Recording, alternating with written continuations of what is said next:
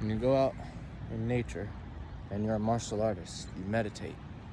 And when you do that, you take something sacred to you. You find the spot as close as you can to nature, and you go there. And Muay Thai and MMA will not teach you this alone. You bring yourself out.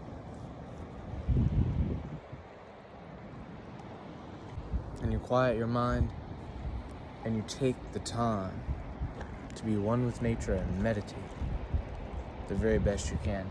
For me, that's water.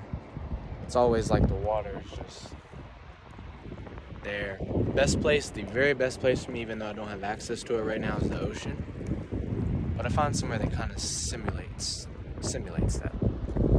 See? Waves. And you just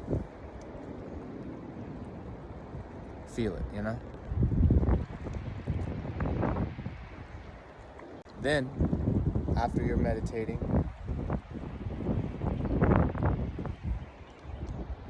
you go through your sacred words, you go through it, quiet your mind, you repeat your recitations. If you don't know recitations, follow my page, I'll teach them to you.